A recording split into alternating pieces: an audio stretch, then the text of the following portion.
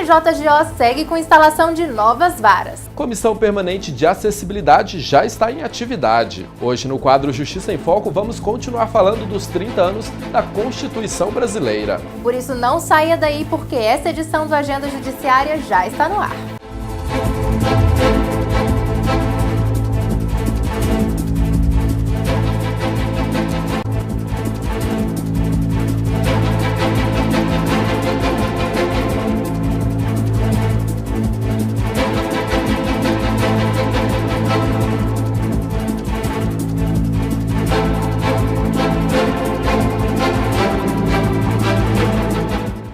Olá, o Agenda Judiciária começa mostrando para você que o TJGO continua a ampliação do judiciário em todo o estado. Acompanhe.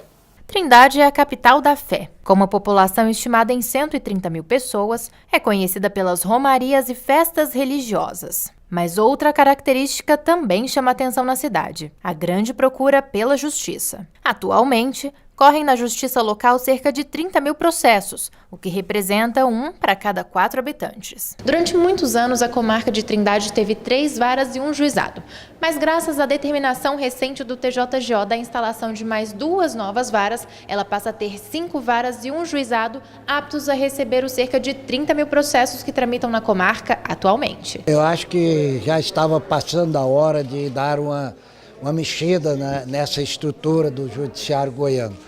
O que nós constatamos todos é que o judiciário tem sido bem mais procurado pelos seus usuários, pelos jurisdicionados, do que há algum tempo atrás. E os magistrados já estavam sufocados. Com tanta demanda. Os decretos de instalação foram assinados pelo presidente do TJGO, desembargador Gilberto Marques Filho, em solenidade com a presença de magistrados, autoridades políticas e servidores do Fórum de Trindade. Durante a ocasião, os juízes da comarca homenagearam o presidente do TJGO com certificado de honra ao mérito. Um reconhecimento pelo trabalho realizado em prol do Judiciário de Trindade. Para o diretor de foro, as novas varas deverão atenuar o congestionamento dos processos. Nós estamos hoje, Trindade é uma das comarcas mais congestionadas do estado. Algumas varas, como esta, que eu atuo, que é a segunda vara civil, família, fazendas públicas, registros públicos e ambiental, só no ano de 2017 teve mais de 5 mil ações distribuídas. Isto é mais do que as varas congestionadas de Goiânia, de Aparecida e de Anápolis, apenas para dar um exemplo. Então, essas 2 varas, elas vêm resgatar uma necessidade antiga, requerida, solicitada pelos magistrados ao tribunal desde 2010 e que,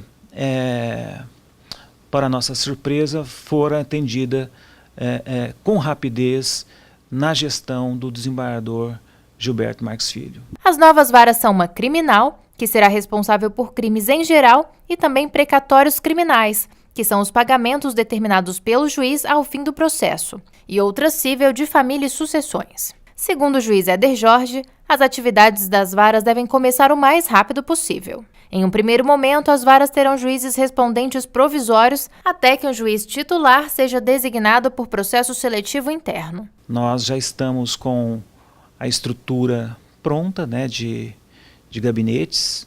Nós nos esforçamos para que e bem como a equipe do tribunal também se esforçou para que esses gabinetes estivessem à disposição dos novos juízes, o funcionamento delas deve ocorrer de imediato,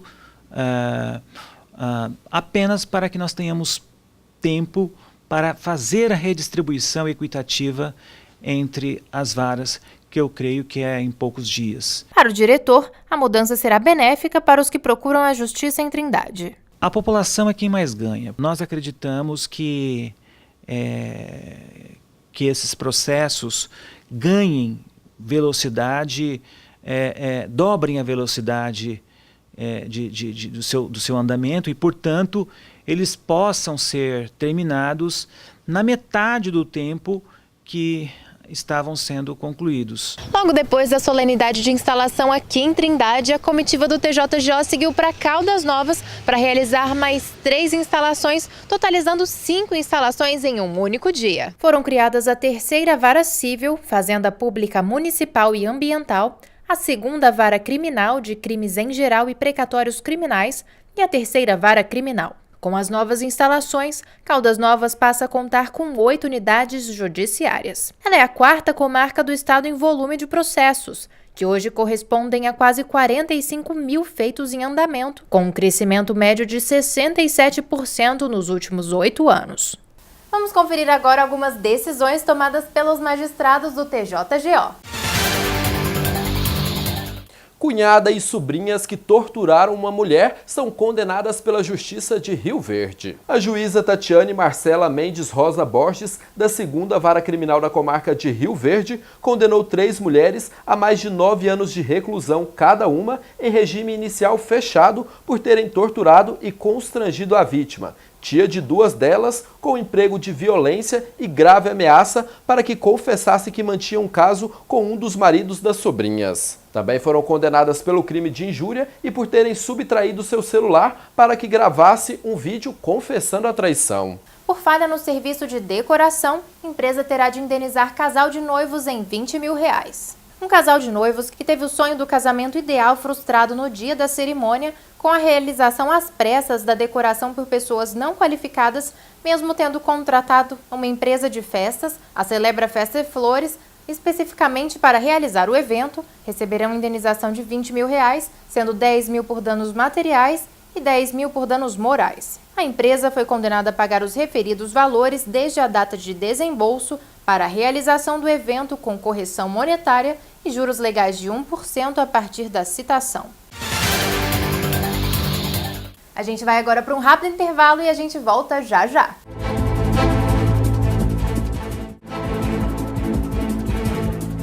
O Agenda Judiciária já está de volta e agora você acompanha o quadro Justiça em Foco. O Justiça em Foco de hoje recebe aqui em nossos estúdios o advogado e também professor de Direito Constitucional, Dr. Sandro de Abreu, que vai falar hoje um pouquinho sobre os 30 anos da Constituição. Primeiro eu quero agradecer a participação do senhor e começar perguntando o que foi o marco da criação dessa nova Constituição que hoje já está aí há 30 anos perdurando.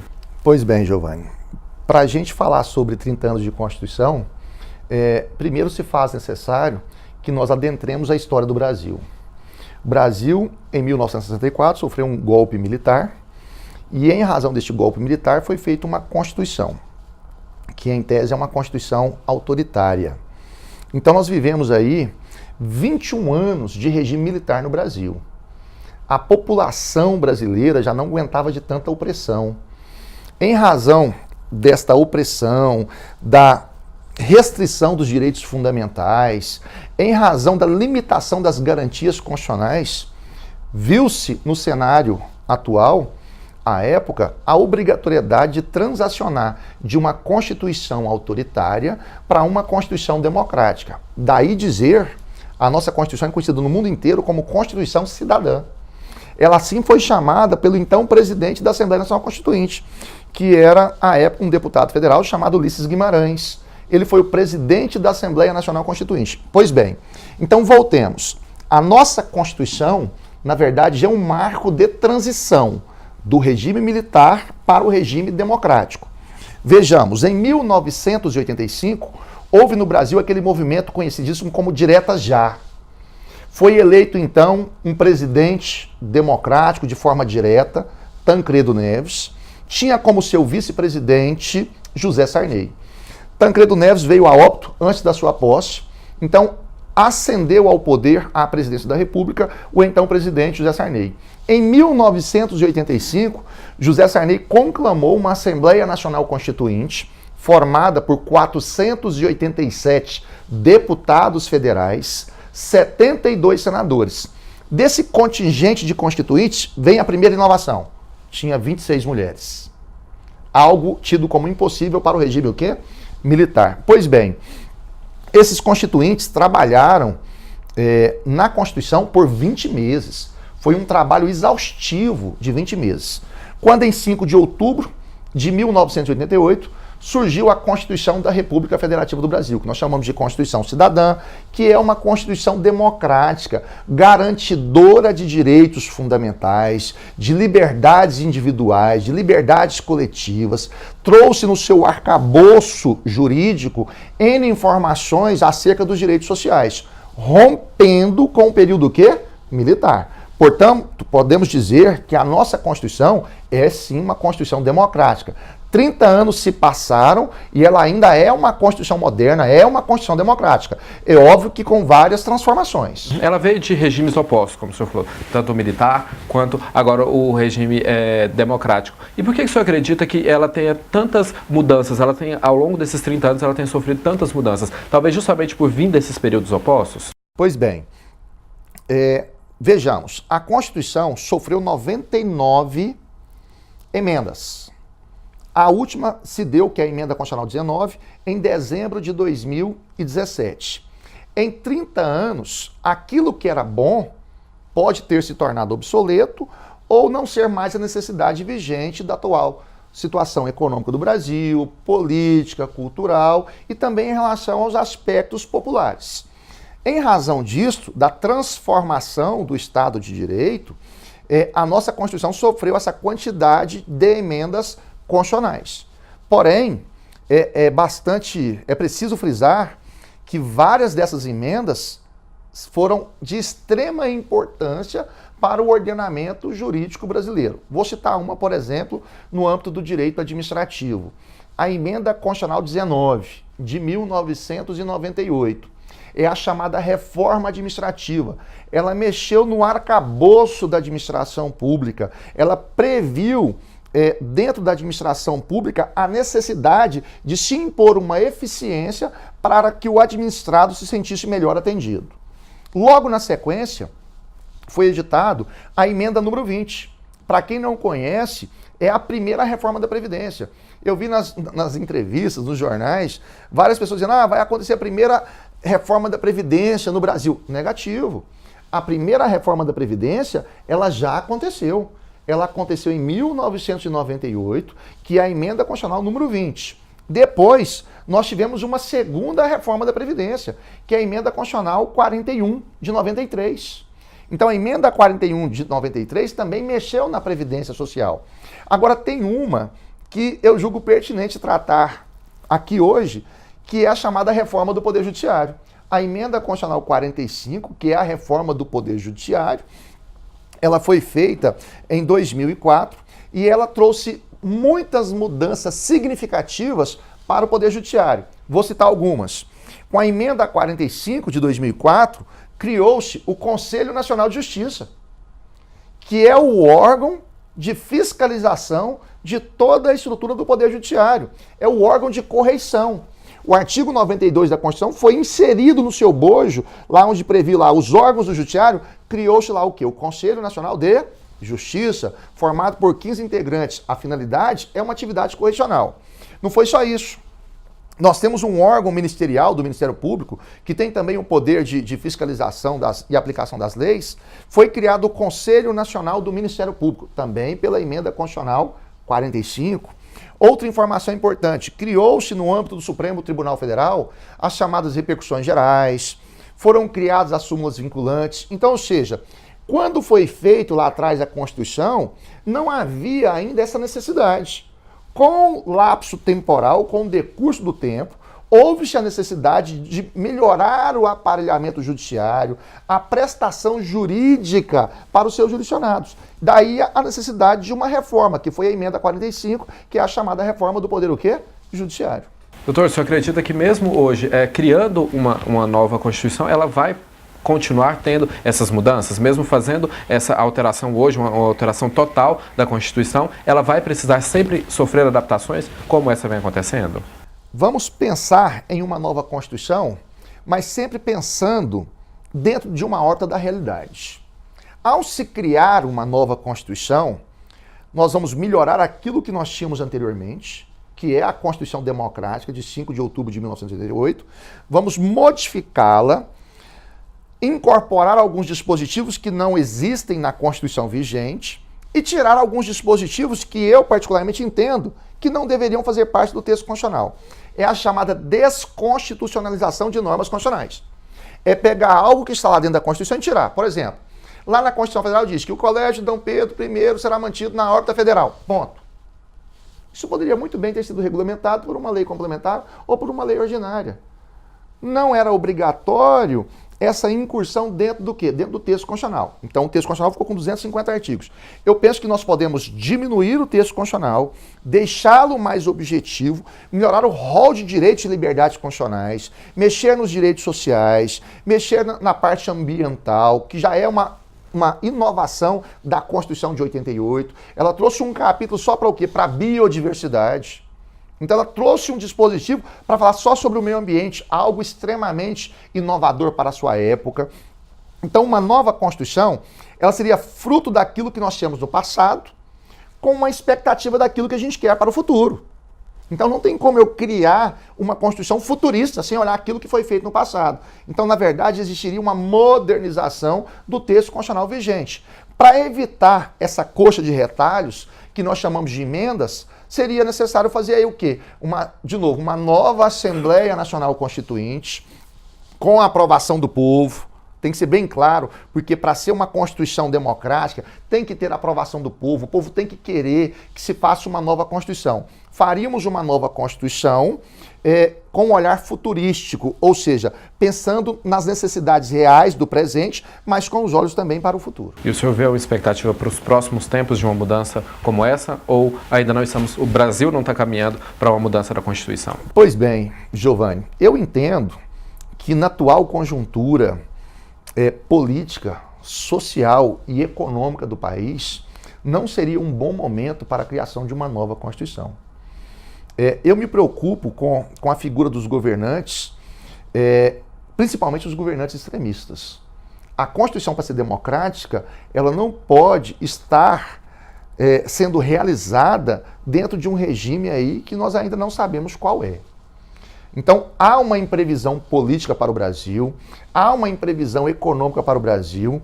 Então, eu entendo que para garantir aquele rol mínimo de direitos que já está garantido, é melhor não mexermos no texto constitucional.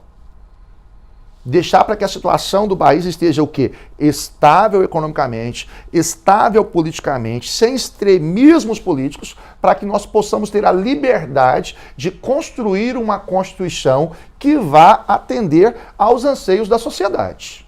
Certo, doutor, eu quero agradecer a participação do senhor e deixar as portas abertas do Justiça em Foco para o senhor retornar. Eu que agradeço, tenha um bom trabalho, obrigado pelo privilégio de estar aqui com vocês, sempre que preciso for, estarei à disposição. Obrigado. E essa foi mais uma edição do Justiça em Foco, a gente vai para um rápido intervalo, daqui a pouco a Agenda Judiciária está de volta.